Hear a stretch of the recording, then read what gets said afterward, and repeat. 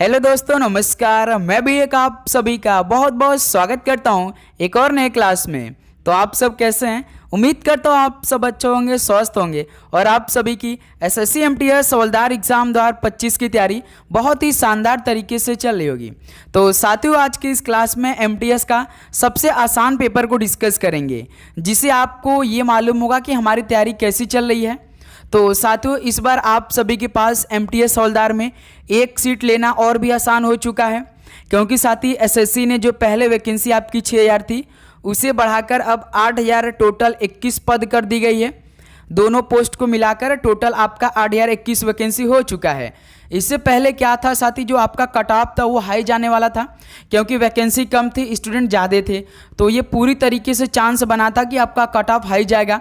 लेकिन अब जो है साथी, वो कुछ कट ऑफ आपका कम जाएगा, क्योंकि वैकेंसी कुछ बढ़ चुकी है। स्टूडेंट तो वही है, सेम है जितने फॉर्म अप्लाई किए हैं, लेकिन अब जो कट ऑफ होगा ना वो थोड़े से कम जाएंगे। यदि साथी आने वाले दिनों में आप केवल 2 सब्जेक्ट को काफ़ी मन से पढ़ लेते हैं तो एक सीट ले सकते हैं। वो 2 सब्जेक्ट कौन होते हैं? एक तो साथी जीके होता है, एक इंग्लिश होता है, खासकर एमटीएस हवलदार के लिए, क्योंकि इन्हीं 2 सब्जेक्ट से हमारा फाइनल मेरिट लिस्ट बनता है। वैसे तो साथी रीजनिंग और मैथ के सवाल आते हैं, लेकिन रीजनिंग मैथ में टोटल 40 क्वेश्चन पूछे जाते हैं, जिसमें से केवल आप सभी को 12 क्वेश्चन ठीक करने होते हैं, जिसमें से हर एक स्टूडेंट सही करके आ जाते हैं। यदि आप सभी का बेसिक क्लियर होगा तो आपको कोई दिक्कत नहीं होती होगी। और भाई, जो हम डेली क्लास में सवाल करा दे रहे हैं मैथ रीजनिंग के, बस वहीं आपको पढ़ लेना है, ज़्यादा कुछ नहीं पढ़ना है। ओके, खासकर जो हमारा डेली क्लास होता है वो बिल्कुल जीके इंग्लिश पे ही डेडिकेटेड रहता है। तो आज का भी जो सबसे आसान पेपर होगा ना, वो साथी जीके और इंग्लिश मैथ रीजनिंग के सवाल होंगे, लेकिन जो हमारे लिए इंपॉर्टेंट क्वेश्चन जो पेपर में आएंगे ही आएंगे, उन्हीं सवालों को हम लोग डिस्कस कर लेंगे। ओके मेरे दोस्त, तो आज की इस क्लास में 50 क्वेश्चन को डिस्कस करेंगे और आप देखेंगे कि आप सभी से 47 क्वेश्चन ठीक हो पा रहे हैं। ओके मेरे दोस्त, क्योंकि सबसे आसान पेपर होगा आज का। चलिए दोस्त, तो बिना टाइम वेस्ट करते हुए इस पेपर को हल करते हैं। लास्ट में अपना स्कोर करिएगा कि आप सभी का कितना स्कोर रहा। तो साथी, डेली क्लास एक सुबह 8 बजे, एक दोपहर में 12:30 पे और एक शाम में 6:30 पर, ये डेली क्लास की टाइमिंग हो रही है। तो चलिए मेरे दोस्त, अपना लास्ट में स्कोर करिएगा, ठीक है। तो पहला प्रश्न हल करिए। देखिए, 2011 की जनगणना के अनुसार भारत में शहरी ग्रामीण जनसंख्या अनुपात लगभग कितना है? बताइए साथी, 2011 जनगणना के अनुसार भारत में शहरी ग्रामीण जनसंख्या अनुपात लगभग कितना है? तो साथी याद रखिएगा 31:69 है। बी ऑप्शन क्या हो जाएगा? बिल्कुल राइट आंसर हो जाएंगे। चलिए नेक्स्ट अगला सॉल्व कॉल करिएगा। क्वेश्चन नंबर 2 को, राज्य के राज्यपाल के पास भारत के संविधान के किस अनुच्छेद के तहत क्षमादान शक्ति है? बताइए साथी, राज्य के राज्यपाल के पास भारत के संविधान के किस अनुच्छेद के तहत क्षमादान शक्ति है? तो साथी याद रखिएगा अनुच्छेद 161 के तहत। बी ऑप्शन क्या हो जाएगा? बिल्कुल राइट आंसर हो जाएंगे। ओके, चलिए नेक्स्ट अगला सॉल्व कॉल करिएगा। क्वेश्चन नंबर 3 को देखिए, गुआ और नोवा मुंडी खदानें भारत के किस राज्य में स्थित है? बताइए साथी, गुआ और नोवा मुंडी खदानें भारत के किस राज्य में स्थित है? तो साथी याद रखिएगा झारखंड में स्थित है। डी ऑप्शन क्या हो जाएगा? बिल्कुल राइट आंसर हो जाएंगे। चलिए अगला सॉल्व कॉल करिएगा। क्वेश्चन नंबर 4 को, एन ऑटोबायोग्राफी टूवर्ड फ्रीडम के लेखक कौन है? बताइए साथी, एन ऑटोबायोग्राफी टूवर्ड फ्रीडम के लेखक कौन है? तो मेरे दोस्त याद रखिएगा जवाहरलाल नेहरू जी हैं। ऑप्शन सी क्या हो जाएगा? बिल्कुल परफेक्ट आंसर हो जाएंगे। ओके, चलिए अगला सॉल्व कॉल करिए। क्वेश्चन नंबर 5 को, भारतीय संविधान में फर्स्ट पास्ट द पोस्ट का प्रावधान किस देश के संविधान से अपनाया गया है? तो साथी बताइए, भारतीय संविधान में फर्स्ट पास्ट द पोस्ट का प्रावधान किस देश के संविधान से अपनाया गया है?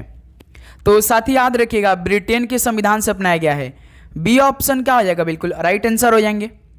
ओके, चलिए नेक्स्ट अगला सॉल्व कॉल करिए। तो क्वेश्चन नंबर 6 का राइट आंसर क्या होगा?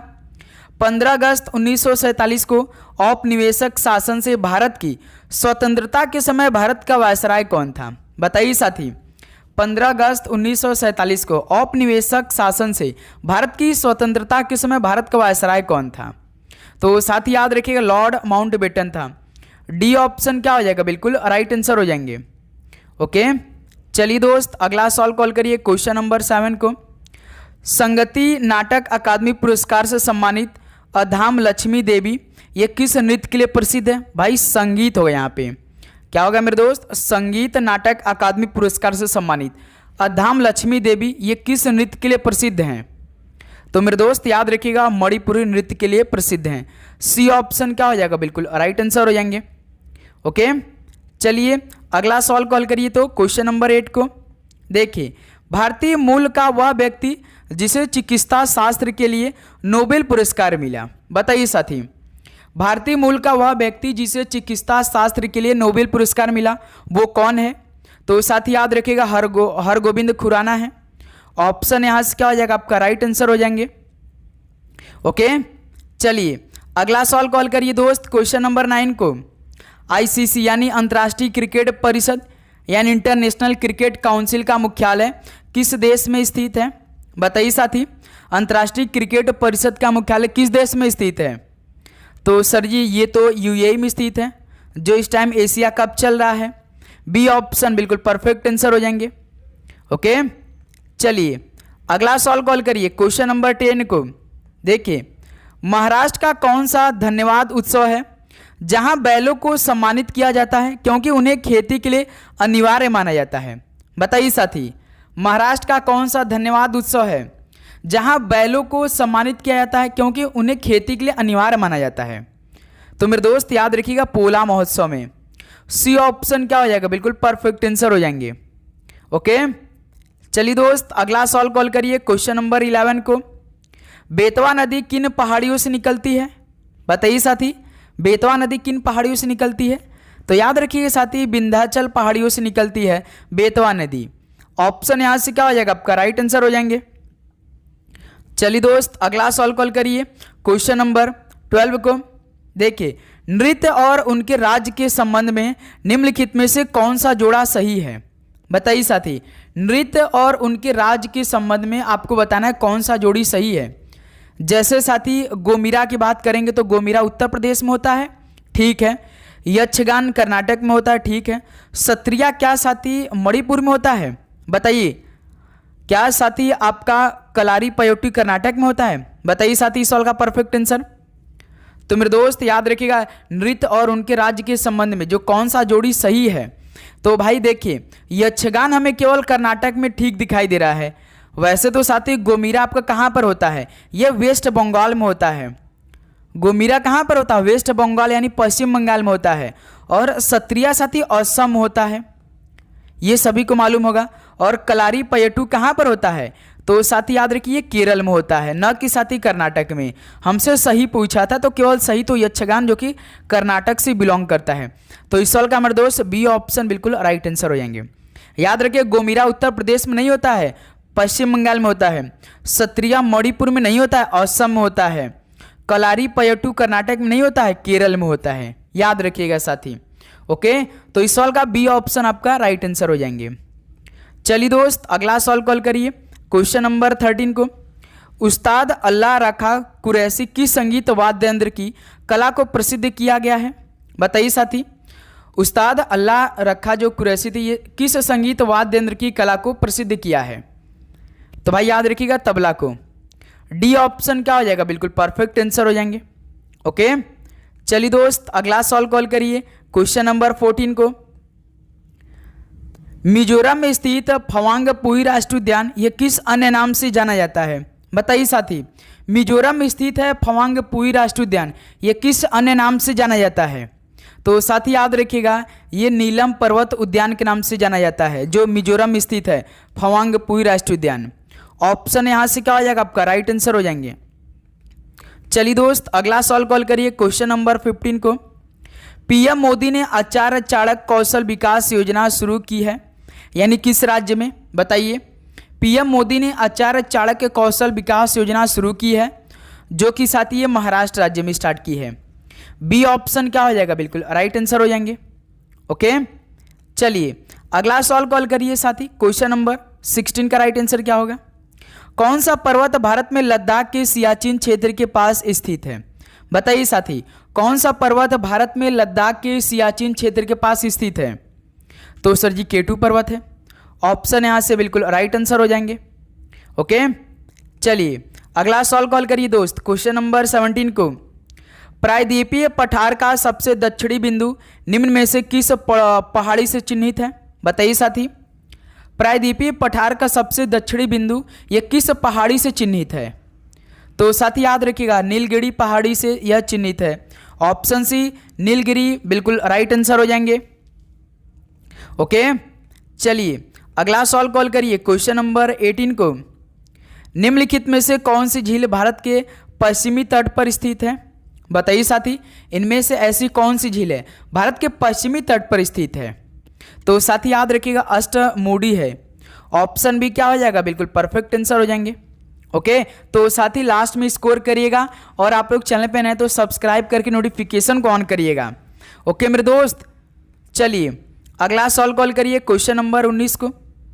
भारत के पश्चिमी तटों में ग्रीष्म में अति उच्च वर्षा मुख्यतः किसके कारण होती है? बताइए साथी, भारत के पश्चिमी तटों में ग्रीष्म में अति उच्च वर्षा मुख्यतः ये किसके कारण होती है? तो साथी याद रखिएगा, उष्ण कटिबंधीय अवस्थिति कारण होती है। ऑप्शन यहां से क्या हो जाएगा आपका? राइट आंसर हो जाएंगे। ओके, चलिए दोस्त अगला सवाल कॉल करिए, क्वेश्चन नंबर 20 को। निम्न में से किन पहाड़ियों पर उष्ण कटिबंधीय सदाबहार वन पाए जाते हैं? तो भाई आप देखते होंगे इसी टाइप के सवाल आपके पेपर में पूछे जाते हैं। तो साथी अब से जो क्लास होगी ना वो बिल्कुल एग्जाम के नए पैटर्न पे होंगे आपके, तो हर एक क्वेश्चन को आपको तैयार करना है मेरे दोस्त। बताइए किन पहाड़ियों पर उष्ण कटिबंधीय सदाबहार वन पाए जाते हैं? तो ये सर जी नीलगिरी पहाड़ियां पर। ऑप्शन यहां से क्या हो जाएगा? बिल्कुल राइट आंसर हो जाएंगे। चलिए दोस्त अगला सवाल कॉल करिए, क्वेश्चन नंबर 21 को। रंजना गौहर को निम्नलिखित में से किस भारतीय नृत्य शैली में उनके योगदान के लिए पद्मश्री पुरस्कार 2003 से सम्मानित किया गया था? बताइए साथी, रंजना गौहर को किस भारतीय नृत्य शैली में उनके योगदान के लिए पद्मश्री पुरस्कार 2003 से सम्मानित किया गया था? ये तो भाई एमटीएस का फेवरेट सवाल है, ये बात याद रखिएगा मेरे दोस्त। ओके, तो याद रखिए भाई उड़ीसी के लिए मिला था। डी ऑप्शन क्या हो जाएगा? बिल्कुल परफेक्ट आंसर हो जाएंगे। चलिए अगला सवाल कॉल करिए, क्वेश्चन नंबर 22 को। देखिए, भारत की जनगणना 2011 के अनुसार केंद्र शासित प्रदेशों के किस समूह ने उच्चतम लिंगानुपात दर्ज किया? बताइए, भारत की जनगणना 2011 के अनुसार केंद्र शासित प्रदेशों के किस समूह ने उच्चतम लिंगानुपात दर्ज किया? तो साथ ही याद रखिएगा, पुद्दुचेरी, लक्षद्वीप, अंडमान और निकोबार द्वीप समूह ने। यानी इस सवाल का बी ऑप्शन क्या हो जाएगा? बिल्कुल परफेक्ट आंसर हो जाएंगे। ओके, चलिए दोस्त अगला सवाल कॉल करिए, क्वेश्चन नंबर 23 को। देखिए, निम्नलिखित में से कौन संध्याकर नदी की संस्कृति की एक ऐतिहासिक कविता रामचरित का नायक है? बताइए साथी, कौन संध्याकर नंदी की संस्कृति की एक ऐतिहासिक कविता रामचरित का नायक है? तो सर जी वो तो रामपाल जी हैं। बी ऑप्शन क्या हो जाएगा? बिल्कुल राइट आंसर हो जाएंगे। ओके, चलिए अगला सवाल कॉल करिए दोस्त, क्वेश्चन नंबर 24 का राइट आंसर क्या होगा? हड़प नीति भारत के निम्नलिखित में से किस गवर्नर जनरल द्वारा तैयार की गई एक विलय नीति थी? बताइए साथी, हड़प नीति भारत के किस गवर्नर जनरल द्वारा तैयार की गई एक विलय नीति थी? तो मेरे दोस्त याद रखिएगा, लॉर्ड डलहौजी द्वारा यह नीति तैयार की गई थी। ऑप्शन सी क्या हो जाएगा? बिल्कुल परफेक्ट आंसर हो जाएंगे। चलिए अगला सवाल कॉल करिए, क्वेश्चन नंबर 25 को। निम्नलिखित में से कौन सी पारिस्थितिकी तंत्र की दो बुनियादी श्रेणियां हैं? बताइए साथी, कौन सी पारिस्थितिकी तंत्र की दो बुनियादी श्रेणियां हैं? एक तो सर जी स्थलीय है और एक जलचर है। यही दो साथी बुनियादी श्रेणियां हैं पारिस्थितिकी तंत्र की। तो यहाँ से ऑप्शन यहाँ से क्या हो रहा है आपका? बिल्कुल परफेक्ट आंसर हो जाएंगे। चलिए दोस्त अगला सवाल कॉल करिए, क्वेश्चन नंबर 26। किस भारतीय गायक या गायिका ने राग सरिता लिखा था? बताइए साथी, किस भारतीय गायक या गायिका ने राग सरिता लिखा था? तो साथी याद रखिएगा, चिंतामन रघुनाथ व्यास ने लिखा था। ऑप्शन ए यहाँ से क्या हो जाएगा मेरे दोस्त? बिल्कुल परफेक्ट आंसर हो जाएंगे। ओके, चलिए अगला सवाल कॉल करिएगा, क्वेश्चन नंबर 27 को। 1817 में खुर्दा का विद्रोह निम्नलिखित में से किस क्षेत्र में किया गया था? बताइए साथी, 1817 में खुर्दा का विद्रोह किस क्षेत्र में किया गया था? तो साथी याद रखिएगा, उड़ीसा क्षेत्र में किया गया था। ऑप्शन सी क्या हो जाएगा? बिल्कुल राइट आंसर हो जाएंगे। ओके, चलिए अगला सवाल कॉल करिएगा, क्वेश्चन नंबर 28 को। देखिए, निम्नलिखित में से किस राजवंश की स्थापना विंध्याशक्ति द्वारा की गई थी? बताइए साथी, किस राजवंश की स्थापना विंध्याशक्ति द्वारा की गई थी? तो मेरे दोस्त याद रखिएगा वाकाटक वंश की। ऑप्शन सी क्या हो जाएगा? बिल्कुल परफेक्ट आंसर हो जाएंगे। चलिए अगला सवाल कॉल करिएगा, क्वेश्चन नंबर 29 को। सुंदरी वृक्ष भारत में किस प्रकार के वनों में पाए जाते हैं? बताइए साथी, सुंदरी वृक्ष भारत में किस प्रकार के वनों में पाए जाते हैं? तो साथी याद रखिएगा मैंग्रोव वनों में पाए जाते हैं। डी ऑप्शन क्या हो जाएगा? बिल्कुल परफेक्ट आंसर हो जाएंगे। ओके चलिए दोस्त अगला सवाल कॉल करिए। तो क्वेश्चन नंबर 30 का राइट आंसर क्या होगा? भारत के सर्वोच्च न्यायालय में भारत के राष्ट्रपति द्वारा नियुक्ति मुख्य न्यायाधीश और अधिकतम कितने अन्य न्यायाधीश शामिल होते हैं? बताइए साथी, भारत के सर्वोच्च न्यायालय में भारत के राष्ट्रपति द्वारा नियुक्ति जो मुख्य न्यायाधीश की होती है और इनके साथ अधिकतम कितने अन्य न्यायाधीश शामिल होते हैं? बताइए। तो साथ याद रखिए न्यायाधीश होते हैं और इनके साथ अधिकतम 33 अन्य न्यायाधीश शामिल होते हैं। ऑप्शन ए यहाँ से क्या हो जाएगा? बिल्कुल परफेक्ट आंसर हो जाएंगे। ओके दोस्त चलिए अगला सवाल कॉल करिए, क्वेश्चन नंबर 31 को। किस बंदरगाह को सैटेलाइट बंदरगाह के रूप में विकसित किया गया है? बताइए दोस्त, किस बंदरगाह को सैटेलाइट बंदरगाह के रूप में विकसित किया गया है? तो साथी याद रखिएगा जवाहरलाल नेहरू बंदरगाह को सैटेलाइट बंदरगाह के रूप में विकसित किया गया है। बी ऑप्शन क्या हो जाएगा? बिल्कुल राइट आंसर हो जाएंगे। चलिए अगला सवाल कॉल करिए, क्वेश्चन नंबर 32 को। किस राज्य सरकार ने वाड़ी जयराम को 2019 के MS सुब्बुलक्ष्मी पुरस्कार से सम्मानित किया था? बताइए साथी, किस राज्य सरकार ने वाड़ी जयराम को 2019 के MS सुब्बुलक्ष्मी पुरस्कार से सम्मानित किया था? तो साथी याद रखिएगा तमिलनाडु सरकार ने। ऑप्शन यहाँ से बिल्कुल परफेक्ट आंसर हो जाएंगे। ओके चलिए दोस्त अगला सवाल कॉल करिए, क्वेश्चन नंबर 33 को। तो अब देखिए साथी इंग्लिश के सवाल हैं, तो इंग्लिश के सारे क्वेश्चन आप ध्यान से तैयार करेंगे बहुत ही अच्छी तरीके से। जिस पैटर्न पे आप सभी सवाल पूछा जाएगा बिल्कुल सेम साथी उसी के पैटर्न पे इंग्लिश के क्वेश्चन होंगे। देखिए, select the most appropriate to substitute the underline word in the given sentence. यानी एक जगह अंडरलाइन वर्ड दिया, आपको उसी का मोस्ट अप्रोप्रिएट शब्द बताना है। जैसे इंट्रीग्यूइंग का मतलब क्या हो जाएगा? बताइए साथी। जैसे सेंटेंस को पढ़िए पूरा।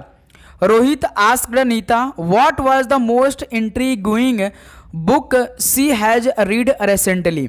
यानी रोहित ने नीता से पूछा कि हाल ही में उन्होंने कौन सी सबसे रोचक यानी फेमस किताब पढ़ी। बताइए। तो साथी याद रखिएगा जो इंट्रीग्यूइंग का मतलब होता है इस माने होता है आपका रोमांचक। क्या होता है मेरे दोस्त? रोमांचक होता है। रोमांचक होता है और एक दिलचस्प वाला बुक होता है या जिज्ञासु आप बोल सकते हैं।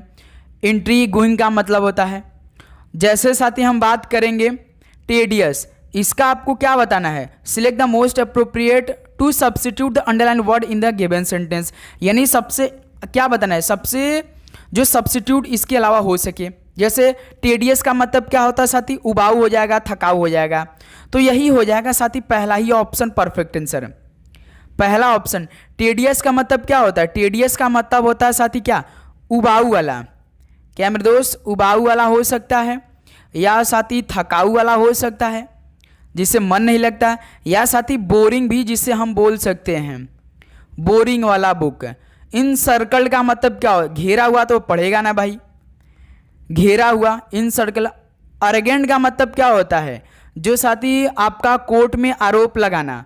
कोर्ट में अर्गेंट मतलब क्या होता है साथी? कोर्ट में आरोप लगाना। तो ये भी ऑप्शन नहीं होगा। सब ड्यूट का मतलब क्या होता है? शांत, शांत हुआ होता है मेरे दोस्त। ओके तो ये तो होगा नहीं मेरे दोस्त। तो क्या होगा आपका? टेडियस होगा भाई। तो यहाँ से इंट्रीग्यूइंग का जो सब्स्टिट्यूट वर्ड है वो टेडियस हो जाएगा, यानी ऑप्शन ए परफेक्ट आंसर हो जाएंगे। ओके चलिए दोस्त अगला सवाल कॉल करिए, क्वेश्चन नंबर 34 को। देखिए, select the incorrectly spelled word. चलिए मेरे दोस्त इनकरेक्टली स्पेल्ड वर्ड बताइए। जैसे कंफर्टेबल मतलब साथी आरामदायक। आरामदायक तो बिल्कुल ठीक है सर जी, आरामदायक कंफर्टेबल का स्पेलिंग। बैटल मतलब साथी लड़ाई, ये भी स्पेलिंग ठीक है। चीयरफुल, चीयरफुल मतलब खुश, ये भी ठीक है। डिप्रेस्ड यानी साथी डिप्रेस में आप जो जाते हैं उसका राइट स्पेलिंग क्या होता है? PRESSED होता है मेरे दोस्त। यहाँ पे देखिए DPRE केवल सिंगल यस दे रखा है, तो यही क्या है, इनकरेक्ट है भाई। तो डी ऑप्शन परफेक्ट आंसर हो जाएंगे। तो स्पेलिंग देख लीजिए, DEPRESSED होता है। ओके मेरे दोस्त, तो 34 का डी ऑप्शन बिल्कुल राइट आंसर हो जाएंगे। चलिए अगला सॉल्व कॉल करिए। तो क्वेश्चन नंबर 35 को देखिए, read the sentence and identify the error. यानी यहाँ पे देखिए ऑप्शन ए है सी सिंग्स, बी है द सॉन्ग, सी है beautiful in the party, D option no error. यानी ऑप्शन में देखिए DBAC दिया है, यानी साथ ही आपको जो ऑप्शन में ABCD दिया है ना, इनमें से आपको बताना कौन सा रॉन्ग है, यही बताना है। जैसे साथ ही पूरा सेंटेंस आपका क्या है, she sings the song beautiful in the party, यही आपका सेंटेंस मेन है ना मेरे दोस्त। यदि आप ध्यान से देखेंगे साथी, तो आप जब सेंटेंस को पढ़िएगा तो ब्यूटीफुल क्या होता है मेरे दोस्त, पहले सी में देखिए क्या है, ब्यूटीफुल क्या होता है, एक एडजेक्टिव होता है। क्या होता है मेरे दोस्त, एक एडजेक्टिव होता है ना।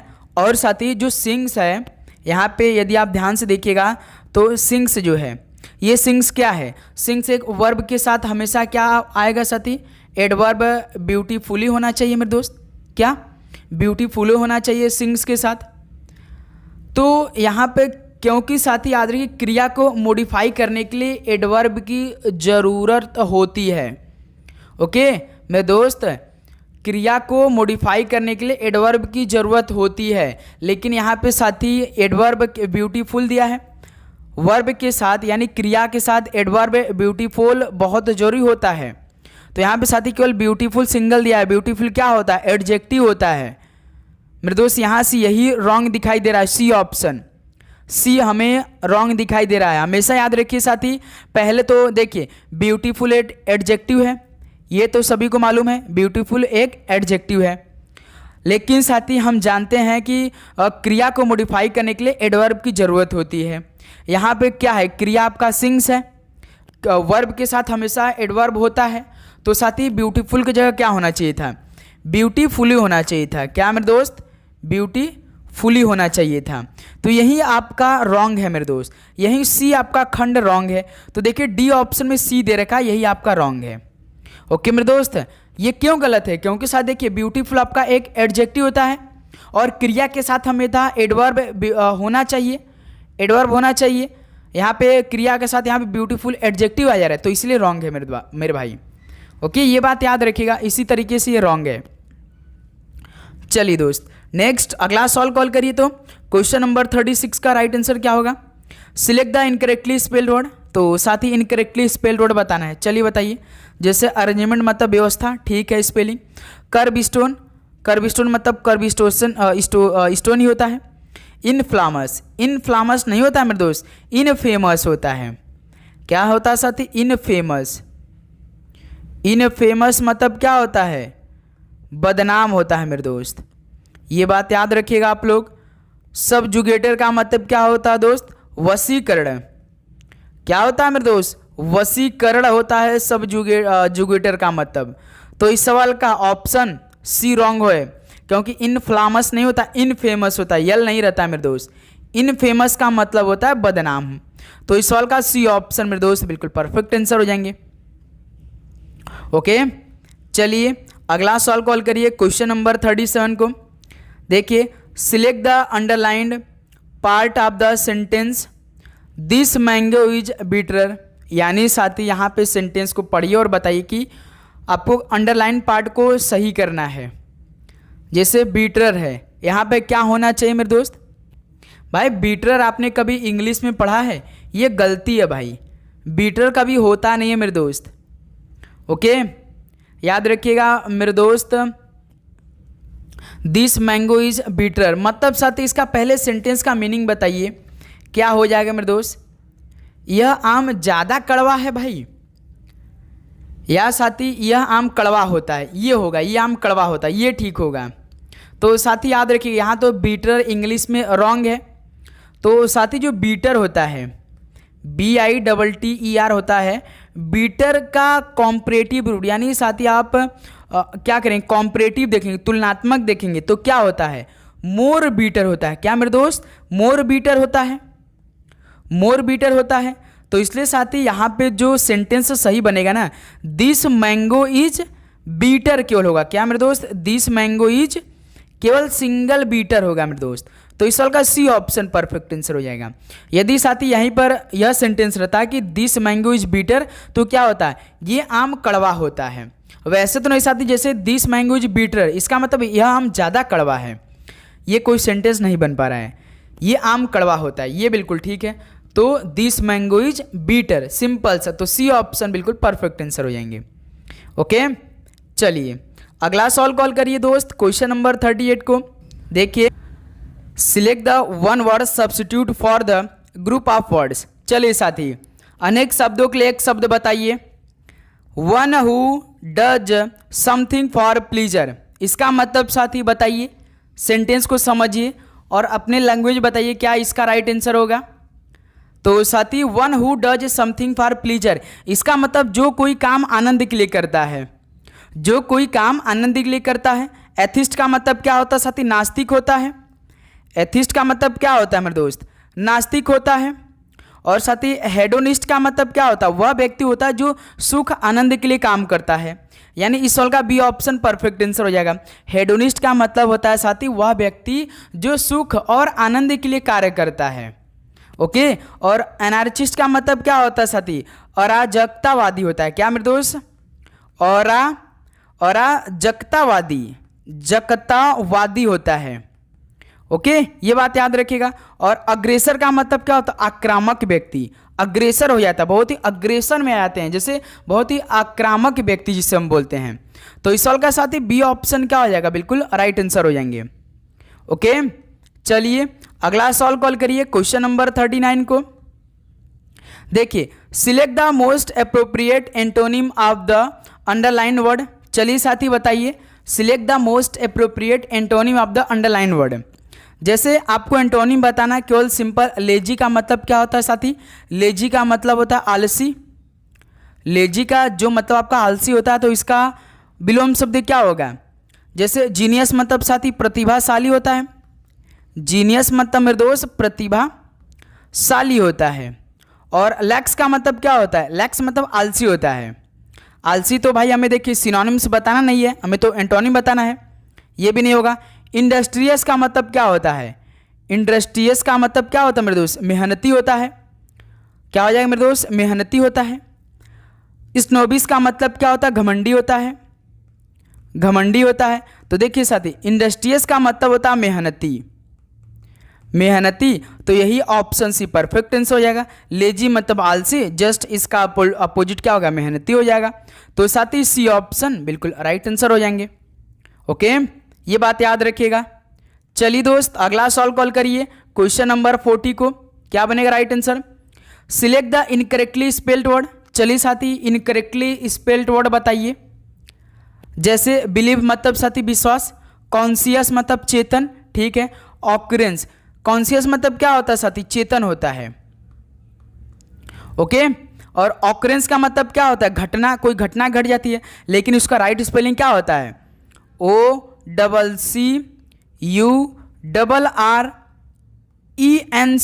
होता है मेरे दोस्त। यहाँ पे देखिए RA दे रखा है, तो यही तो रॉन्ग हो जाएगा भाई। ऑकरेंस मतलब क्या होता है, घटना होता है। रिसीव मतलब प्राप्त करना होता है। तो साथी सी ऑप्शन क्या हो जाएगा इस सवाल का, बिल्कुल परफेक्ट आंसर हो जाएंगे। ओके, ये बात याद रखिएगा मेरे दोस्त। चलिए अगला सवाल कॉल करिए, क्वेश्चन नंबर 41 को देखिए। Select the most appropriate option to fill in the blanks. I am calling to thank you the present you sent. इसका मतलब साथी भाई, I am calling to thank you for the present you sent, यानी मैं आपके द्वारा भेजे गए उपहार के लिए धन्यवाद देने के लिए फ़ोन कर रहा हूँ। भाई थैंक यू फॉर एक क्या सामान्य एक्सप्रेशन है, thank you for, thank you for आपने हर एक सभी से सुना होगा, थैंक यू फॉर इसके लिए उसके लिए, है ना मेरे दोस्त। तो ये एक सामान्य क्या है, एक्सप्रेशन है ये, थैंक यू फॉर। तो इस सवाल का डी ऑप्शन परफेक्ट आंसर हो जाएगा। तो फिल इन द ब्लैंक्स ये क्या होगा, फॉर हो जाएगा। ओके, चलिए दोस्त अगला सॉल्व कॉल करिए, तो क्वेश्चन नंबर 42 को देखिए। Select the most appropriate option to fill in the blank. एक और फिल इन द ब्लैंक्स को करिए। He pressed just in time to avoid the accident, यानी साथी दुर्घटना से बचने के लिए उसने समय पर बटन दबा दिया, यानी ब्रेक दबा दिया। बिग का मतलब क्या होता है साथी? ये तो नहीं होगा मेरे दोस्त, ब्रेक होगा भाई, क्योंकि भाई जब दुर्घटना होती है तो बचने के लिए हम तुरंत क्या दबा लेते हैं, उस टाइम क्या दबाते हैं? ब्रेक ही दबाते हैं। तो बाइक तो होगा नहीं साथी, ब्रेक होगा नहीं। ब्रेक का राइट स्पेलिंग क्या होता है? BRAKE होता है। तो बी ऑप्शन क्या हो जाएगा? बिल्कुल राइट आंसर हो जाएंगे। ओके दोस्त, ये बात याद रखिएगा। चलिए दोस्त अगला सवाल कॉल करिए तो क्वेश्चन नंबर 43 को। ये तो भाई मैथ के सवाल है, मैथ के सवाल अच्छे से कंप्लीट हल करिएगा।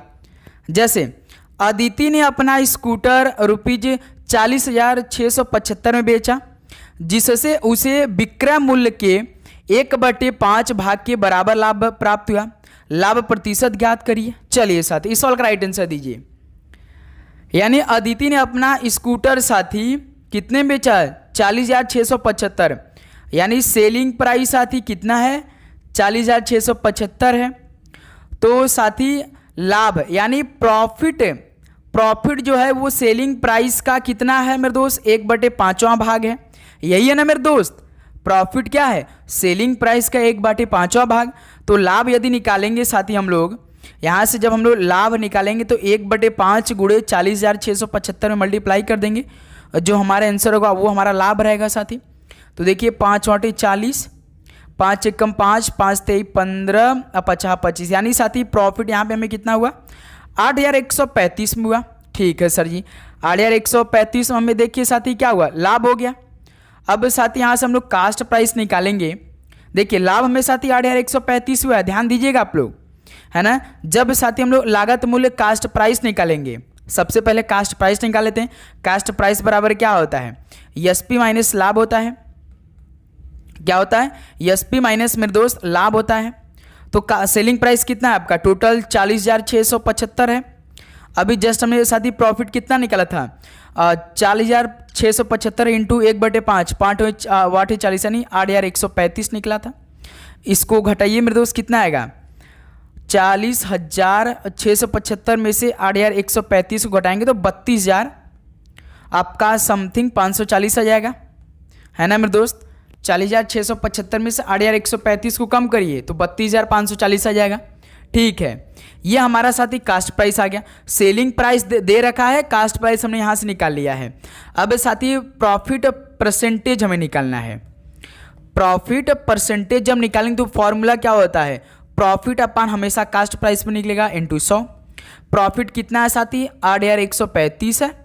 कास्ट प्राइस कितना है साथी? 32,540 है। मल्टीप्लाइड बाई 100 कर दीजिए, आपका आंसर निकल के आ जाएगा। 1 0 यहाँ से काट दीजिए मेरे दोस्त। जब इसको आप हल करेंगे फाइनली तो आपको कितना लाभ मिलेगा मेरे दोस्त? 25% का लाभ मिलेगा, यानी सी ऑप्शन बिल्कुल परफेक्ट आंसर हो जाएंगे। ओके मेरे दोस्त, याद रखिएगा भाई, जब भी इस तरह का सवाल दे तो सबसे पहले आप लाभ का, जो लाभ हुआ है सेलिंग प्राइस है उसका 1/5 है, तो पहले 1/5 का साथी प्रॉफिट निकाल लीजिए, लाभ निकाल लीजिए। कितना है? 40,675 मल्टीप्लाई करिए, कितना होगा मेरे दोस्त? 5 × 40, 5 एकम 5, 1 5 तेई 15, 2 50 25, यानी 8,135 लाभ हुआ। फिर साथी कास्ट प्राइस कैसे निकालेंगे? कास्ट प्राइस भी तो निकालेंगे, उसका लागत मूल्य भी तो निकालेंगे। तो कितना होता है मेरे दोस्त? एसपी माइनस जो आपका लाभ हुआ यानी प्रॉफिट जो हुआ है, एसपी 40,675 में से 8,135 को कम करिएगा तो कितना होगा मेरे दोस्त? 32,540। अब आप सभी को मालूम है कि प्रॉफिट परसेंट बराबर क्या होता है? Profit upon cost price into 100। Profit 8,135 बटे में आपका कास्ट प्राइस 32,540 इंटू 100 कर दीजिए, आपका आंसर निकल के आ जाएगा, जो कि साथी 25%। ऑप्शन सी बिल्कुल राइट आंसर हो जाएंगे। चलिए दोस्त अगला सवाल कॉल करिए, क्वेश्चन नंबर 44 को। देखिए 40 kg, 49 kg, 56 kg, 71 kg और 38 kg वजन के 5 सदस्यों वाले परिवार का औसत वजन kg में ज्ञात कीजिए। चलिए साथी इस सवाल का राइट आंसर बताइए, क्या बनेगा? बिल्कुल परफेक्ट आंसर। तो सर जी औसत हमें जब निकालना होता है तो हम कैसे निकालते हैं? सभी संख्याओं को पहले जोड़ते हैं भाई। 40 प्लस 49 प्लस 56 प्लस 71 प्लस 38 बटे में साथी जितनी संख्या रहते हैं उनको जोड़कर भाग कर देते हैं।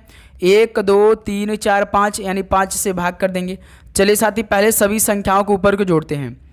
8 1 9, 8 1 9, 9 6 15, 15 9 24, 24 का 4, 24 का 4, 2 कैरी। देखिए 3 7 3 10, 5 15, 15 4 19, 4 23, 23 2 आपका 25 यानी साथी 254 बटे में 5 आ रहा है। 50 25 जीरो लगा देंगे, जीरो 40 हो जाएगा यानी 5 और 40 यानी 50.8 आ रहा है मेरे दोस्त। यानी सॉल्व का बी ऑप्शन परफेक्ट आंसर हो जाएंगे। क्यों साथी 254 बटे 5 करिएगा, हल करिएगा तो 50 बटे 8 आ जाएगा। यानी सॉल्व का बी ऑप्शन मेरे दोस्त बिल्कुल राइट आंसर हो जाएंगे। ओके चलिए अगला सॉल्व कॉल करिए इसी बात पर क्वेश्चन नंबर 45 को। देखिए 3 वर्षों के लिए 5% वार्षिक की ब्याज दर पर उधार ली गई राशि ₹2500 पर साधारण ब्याज रुपीज में ज्ञात करिए। तो साथ ही हम आपको डेली ये सवाल कराते हैं क्योंकि 2 ही सवाल आपके पेपर में आएगा ये वाला। ओके तो सिंपल इंटरेस्ट का फॉर्मूला क्या होता है बताइए। सिंपल इंटरेस्ट बराबर प्रिंसिपल रेट टाइम बटे में 100, ये आपका फॉर्मूला होता है। और प्रिंसिपल साथ ही कितना दिया है आपका सबसे अधिक नंबर में 2500 दे रखा है, मल्टीप्लाइड बाय रेट कितना है हमेशा प्रतिशत में 5 दिया, टाइम आपका 3 दिया है, बटे में 100 कर दीजिए, 2 से 0 काट दीजिए, 25 पंजे 125, 25 पंजे 125 आपका इंटू 3 कितना होगा 3 5 15 5 1 3 दूना 6 1 7 3 1 कम 3 यानी 375 होगा, जो कि साथी डी ऑप्शन बिल्कुल राइट आंसर हो जाएंगे। बताइए साथी 45 का डी ऑप्शन किसी प्रकार का दिक्कत बिल्कुल नहीं। चलिए दोस्त अगला सॉल्व कॉल करिए इसी बात पर क्वेश्चन नंबर 46 को। देखिए 4 अंकों की वह सबसे बड़ी संख्या कौन सी है जो 15 25 40 और 75 में से प्रत्येक से विभाज्य है। जब साथी इस तरह का सवाल आए तो आप पहले क्या करिएगा, जो यहाँ पे 15 25 40 और 75 दिया है जिसमें साथी प्रत्येक से विभाज्य वो सबसे बड़ी संख्या कौन सी है। तो सबसे पहले साथी आपको इनका एलसीएम निकालना है। क्या मेरे दोस्त जो यहाँ पे 15 दिया है 25 दिया है 40 दिया है 75 दिया, इनका सबसे पहले एलसीएम निकाल दीजिए। इनका टोटल एलसीएम जब आप निकालेंगे ना तो मेरे दोस्त आपका क्या आएगा, एलसीएम मान के चलिए साथी 600 आएगा, टोटल एलसीएम 600 आएगा। ये हमारा 15 25 40 75 का एलसीएम निकल के 600 आ गया। और साथी वह 4 अंकों की सबसे बड़ी संख्या है, तो साथी 4 अंकों की सबसे बड़ी संख्या क्या होती है 9999 होती है, यानी 4 ठो 9 होती है। तो आप क्या करेगा साथी जो इसका एलसीएम निकाले हैं ना तो जस्ट इसी से भाग कर दिए साथी 4 अंकों की सबसे बड़ी संख्या से, यानी साथी कितना होगा 16.665 आएगा। जब 600 का भाग आप लोग ना 9999 में देंगे यानी 4 अंकों की सबसे बड़ी संख्या में तो 16.665 आएगा। तो साथी निकटतम जो पूर्णांक भागफल है 16, ये आपका क्या है मेरे दोस्त, ये आपका निकटतम पूर्णांक भागफल है 16। तो आप क्या करें जो 600 आपने ये एलसीएम निकाला है तो ये जो आपने पहले भाग किया है भाग करके जो आपका निकटतम पूर्णांक भागफल है ना इसे मल्टीप्लाई कर दीजिए तो 16 छक्के 96। तो साथी जो आपका 4 अंकों की सबसे बड़ी संख्या थी जो 15 25 40 और 75 से प्रत्येक में से विभाज्य है तो वो 9600 है, यानी पहला ऑप्शन आपका राइट आंसर हो जाएगा। पहले तो साथी आप सभी को एलसीएम निकालना है और 4 अंकों की सबसे बड़ी संख्या से भाग कर देना है, ठीक है। भाग करना जो आपका भागफल आएगा उसी से जो आपने एलसीएम निकालना है उसी से मल्टीप्लाई कर देना, आपका आंसर आ जाएगा।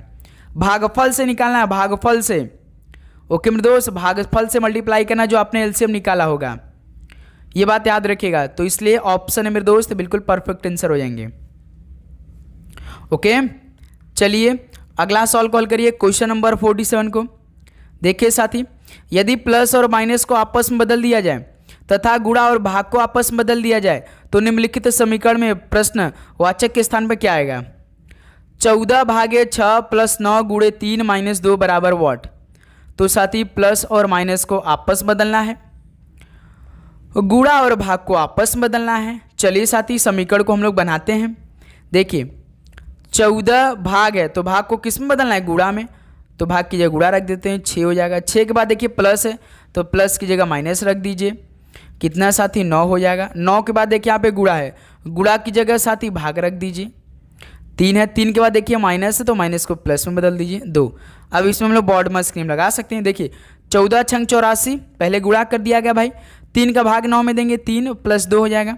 सो 84 में से 3 को घटाइए 81, 81 में 2 जोड़ दिए 83। या तो साथी ऐसे भी कर सकते हैं भाई, इस 2 को पहले 84 में जोड़िए 86, 86 में 3 घटाइए 83, तो भी यही आंसर आएगा। तो साथी सी ऑप्शन बिल्कुल परफेक्ट आंसर हो जाएंगे। बताइए साथी किसी प्रकार का दिक्कत इस सॉल्व को हल करने में? बिल्कुल नहीं। चलिए दोस्त नेक्स्ट अगला सॉल्व कॉल करिए, क्वेश्चन नंबर 48 कॉल करिए। देखिए एक निश्चित कूट भाषा में दिस इज बुक को IOMORO के रूप में लिखा जाता है, दिस इज मी को MOIOPO के रूप में लिखा जाता है। इसी कूट भाषा में मी को कैसे लिखा जाएगा? तो साथी सिंपल मी का कोड हमसे पूछा है, तो आप क्या करिए, सबसे पहले तो दोनों में कॉमन चेक कर लीजिए। यदि दोनों में कॉमन मिल गया तो हमारा कोड में भी कोई ऐसा होगा जो कि कॉमन होगा। तो साथी देखिए मी तो दिस इज बुक में है नहीं, इसका मतलब इसमें तो हमें एलिमिनेशन मेथड लगाने के दिमाग लगाना पड़ेगा। एलिमिनेशन मेथड, चलिए साथी देखिए दिस इज मी जिसमें उसी में हमारा आंसर होगा, दिस इज मी में हमारा इसी में आंसर होगा ना भाई, क्योंकि मी हमसे पूछा है। तो दिस इज मी इसी में है तो हमारा इसी में कोड होगा। एलिमिनेशन मेथड हम लोग कोड में बनाएंगे। जैसे देखिए IO इसमें है, IO इसमें है तो नहीं होगा। और साथ देखिए MO इसमें है, MO इसमें है, तो साथी दिस इज मी में कौन बचा? केवल PO बचा है, यानी साथी यमी का कोड क्या होगा? PO हो जाएगा, यानी मेरे दोस्त डी ऑप्शन। तो 48 का डी ऑप्शन क्या हो जाएगा? बिल्कुल परफेक्ट आंसर हो जाएंगे। बताइए साथी किसी प्रकार का दिक्कत इस सॉल्व को हल करने में आप सभी को? बिल्कुल नहीं। चलिए अगला सॉल्व कॉल करिए मेरे दोस्त, क्वेश्चन नंबर 49 का क्या राइट आंसर बनेगा? चलिए साथी इस सॉल्व का राइट आंसर आप देंगे, हल करिए मेरे दोस्त। देखिए ADKNY और Z एक वृत्ताकार मेज के चारों ओर केंद्र की ओर मुख करके बैठे हैं। Z जो है वो D के दाएं से तीसरे स्थान पर बैठा है। चलिए पहले साथी हम लोग एक वृत्ताकार मेज बना लेते हैं, ठीक है। इसमें कितने लोग को बैठाना है? 1 2 3 4 5 6 लोग को। 1 2 3 4 5 और थोड़ा बड़ा बनाया जाए, 3 4 5 6 लोग को बैठाना है। देखिए पहले क्या दिया है साथी, Z जो है वो D के दाएं से तीसरे स्थान में बैठा है, D के दाएं से तीसरे स्थान पे Z बैठा है, तो साथी D को हम यहाँ बैठा लेते हैं। D के राइट साइड में Z बैठा है यानी तीसरे स्थान पर, यानी साथी देखिए 6 बना है, बिल्कुल Z यहाँ पे 1 2 3 6 सही है। Z यहाँ पे बैठ जाएगा साथी, D के तीसरे स्थान पे वो भी राइट साइड में Z बैठ चुका है। फिर देखिए पहला लाइन क्लियर होगा। फिर देखिए K जो है ना वो Z का निकटतम पड़ोसी नहीं है, यानी साथी सवाल बोल दिया है कि Z का निकटतम पड़ोसी K नहीं है, तो अभी इसको हम लोग रहने देते हैं। सेकेंड लाइन पढ़ते भाई, A जो है वो Z के बाएं से दूसरे स्थान बैठा है, यानी Z के बाएं से दूसरे स्थान पर A बैठा है, यानी A यहाँ बैठ जाएगा भाई। Z देखिए ऑलरेडी यहाँ बैठा हुआ है, तो Z के बायां कौन होगा? इधर ही होगा, लेफ्ट साइड इधर ही होगा भाई। तो Z के बाएं से दूसरे स्थान पर कौन बैठा है? A बैठा है, तो यहाँ पे ऑलरेडी बैठा है मेरे दोस्त। ये भी लाइन क्लियर हुआ। फिर देखिए N जो है ना वो A का निकटतम पड़ोसी नहीं है, यानी A का निकटतम पड़ोसी N नहीं है ना मेरे दोस्त। तो हम क्या करते हैं, N को साथ यहाँ बैठा देते हैं। N को यहाँ बैठाएंगे तभी तो साथी A का निकटतम पड़ोसी नहीं होगा, है ना मेरे दोस्त। और एक लाइन बोला था कि सवाल क्या बोला था कि A का निकटतम पड़ोसी ये नहीं है, फिर साथी Z का निकटतम पड़ोसी K नहीं है, यानी Z का निकटतम पड़ोसी K नहीं है, तो K को यहाँ बैठा देते हैं भाई। तभी तो देखिए Z का निकटतम पड़ोसी K नहीं होगा। एक खाली बच रहा है तो इस पर किसको बैठा देते हैं? Z बैठा है, एक खाली को रहने देते हैं कि कौन बचा? Y बच रहा है भाई, Y को यहाँ बैठा देते हैं। सवाल हमसे क्या पूछा? A और K के बीच में कौन बैठा है? A और K के बीच में देखिए A यहाँ बैठा है, K यहाँ बैठा है, बीच में कौन है? D है मेरे दोस्त। तो D ऑप्शन पहला दे रखा है आपका। देखिए मेरे दोस्त बताइए सिंपल सॉल्व बनाए कि नहीं? बताइए किसी प्रकार का दिक्कत इस सॉल्व कॉल करने में आप सभी को?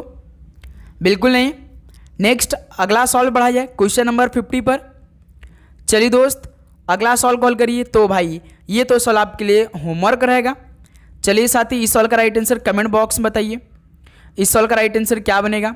50 नंबर का OT11 का संबंध PU 15 से, WB21 का संबंध XC 25 से, तो DI 31 का संबंध किस हो जाएगा? कमेंट करके बताइए इस सॉल्व का परफेक्ट आंसर। तो साथी फाइनली यह 50 क्वेश्चन कंप्लीट हो गया। तो अब बताइए साथी, आप सभी का इन 50 क्वेश्चन में कितना स्कोर रहा? ईमानदारी के साथ बताइए, आप सभी का लगभग कितना स्कोर रहा? तो साथी उम्मीद करूंगा आपको हर एक क्वेश्चन बहुत ही शानदार तरीके से समझ में आया होगा और आपने पूरे 50 के 50 इसी क्लास में क्वेश्चन को तैयार किया होगा। दोबारा आपको इस क्लास को देखने की ज़रूरत नहीं पड़ेगी मेरे दोस्त। आपको डेली बस क्लास करना है। आपको कभी भी अब MTS का एग्ज़ाम डेट देखने को मिल सकता है। अभी तक जो पहले 20 सितंबर को पेपर स्टार्ट होने वाला था, वो पेपर का भी न तो साथी पोस्टपोन किया गया है, उसमें कुछ बदलाव नहीं हुआ है। क्योंकि भाई देखिए, CGL का पेपर आपका कल 12 सितंबर से, कल आज ही से स्टार्ट हो रहा है। ओके, तो देखिए भाई, बीच में आपका CGL एग्ज़ाम पड़ गया 12 तारीख से लेकर 26 तारीख तक। यानी अब हो सकता है कि 26 तारीख तक तो कोई एग्ज़ाम होगा नहीं, क्योंकि भाई SSC का एग्ज़ाम है CGL, तो SSC का कोई एग्ज़ाम होगा नहीं। एक बार में एक ही एग्ज़ाम होगा, तो CGL हो रहा है, इसके बाद आपका MTS की बारी है। तो साथ ही पढ़ाई करते रहिए बहुत अच्छी तरीके से। और मेरे दोस्त, जो आज दोपहर 12:30 बजे क्लास आएगी, वो बिल्कुल दमदार सेशन होगा। तो उस क्लास में आप सभी ज्वाइन करेंगे, सारे क्वेश्चन को तैयार करेंगे। उसमें भी हो सकता है कि हम लोग बेस्ट ऑफ 50 क्वेश्चन को डिस्कस करेंगे, जो कि GK क्लास रहेगा। मेन हम आपके GK को तैयार कर रहे हैं, बस आपको डेली क्लास लेना है। ओके मेरे दोस्त, तो चलिए इस क्लास को यहीं पर समाप्त करते हैं। मिलते हैं साथ ही नेक्स्ट क्लास में। सभी को जय हिंद, जय भारत। पढ़ाई करते रहिए। All the best. धन्यवाद।